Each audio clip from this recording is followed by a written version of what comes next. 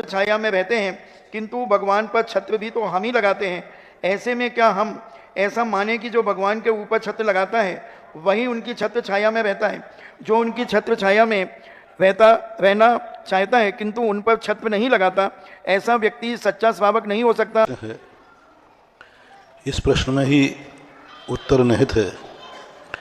जिसकी छाया में रहता है व्यक्ति, यदि उसकी रक्षा नहीं कर सकता तो वो छाया लेने का अधिकारी नहीं है। धर्म रक्षति रक्षतः, धर्म पेड़ के समान होता है, इससे कुछ नहीं पा सकता। जो पेड़ की रक्षा करता है, पेड़ उसकी रक्षा करता है, उसको सब कुछ देता है। ये बहुत बड़ा लॉजिक है। ये भगवान सारे जगत को छाया देते हैं, लेकिन भगवान के ऊपर जब छत्र लगता है तो भक्त ही लगाता है। सारे जगत के जो सबको सुख समृद्धि देते हैं, लेकिन जब स्वयं का मंदिर बनता है तो भक्त ही बनाता है। भारतीय दर्शनों में भगवान सबके अन्नदाता हैं, लेकिन जब उसको खाना पड़ता है, भोजन चाहिए, तो किसी भक्त का ही लेता है। वैष्णव दर्शन में भगवान को अन्नदाता कहा है, वो सबको अन्नदाता देते हैं, लेकिन जब स्वयं के खाने की बात आती है तो भक्त के द्वारा दिया हुआ ही भोग लगाते हैं।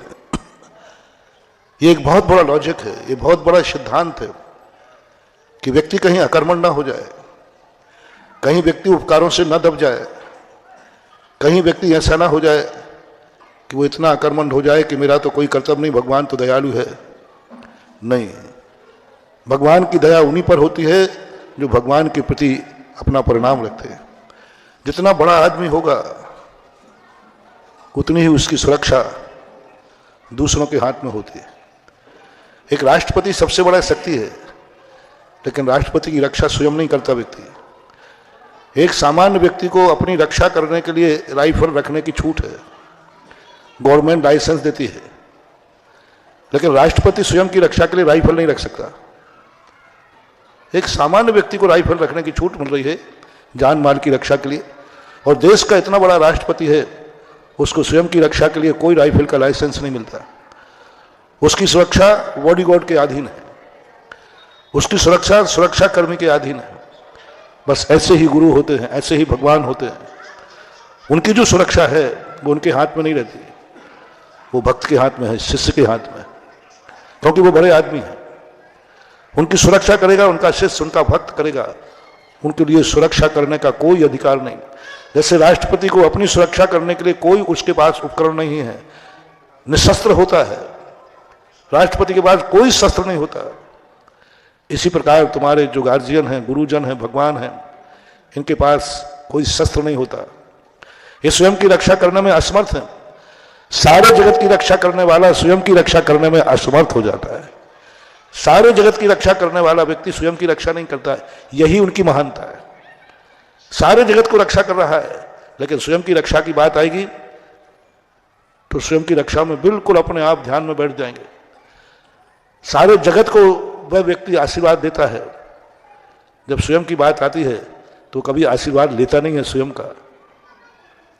इसलिए ये वैज्ञानिक कहो, मनोवैज्ञानिक कहो, धार्मिक कहो, प्रकृति का कहो, धर्म के सिद्धांत कहो, कि त्रिलोकीनाथ कितने भी बड़े क्यों ना हो, हमें सबसे पहले देखना है उनकी रक्षा। राम ने हनुमान की रक्षा नहीं की, हनुमान ने राम की रक्षा की, क्योंकि राम स्वयं अपनी रक्षा करने में उतने तत्पर नहीं थे, हनुमान ने की।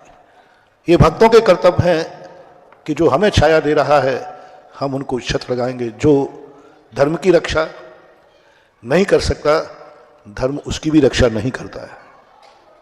धर्म रक्षति रक्षता, कितना बड़ा सूत्र है। जो धर्म की रक्षा करेगा, धर्म उसकी रक्षा करेगा। हम पेड़ की सुरक्षा करेंगे, पेड़ हमें छाया देगा, फल देगा। हम पेड़ की कोई सुरक्षा नहीं करेंगे तो तुम्हारी सुरक्षा नहीं है। वो एक लोक नीति में कहते हैं ना, आप तुम कपड़ों की इज्जत करोगे तो तुम कपड़ों की इज्जत जहां चाहे गंदे कर लो, जहां चाहे बैठ जाओ, तो कपड़ा कहता है बैठ जाओ, तुम्हारी भी इज्जत खराब होगी। और यदि तुम कपड़ों के अच्छे करोगे तो कपड़े तुम्हारी भी इज्जत करेंगे। बहुत बड़ा लॉजिक है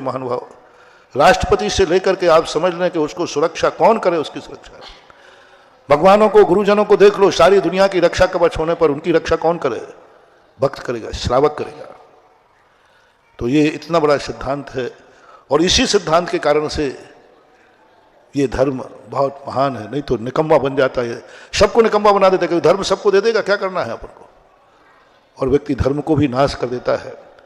कई बार दुनिया की अराजकताएं इतनी होती हैं कि व्यक्ति चाहता तो है सारी दुनिया मेरी रक्षा करे और हम एक चींटी की भी रक्षा नहीं करते। ये अराजक के, दुर्जनों के लक्षण हैं।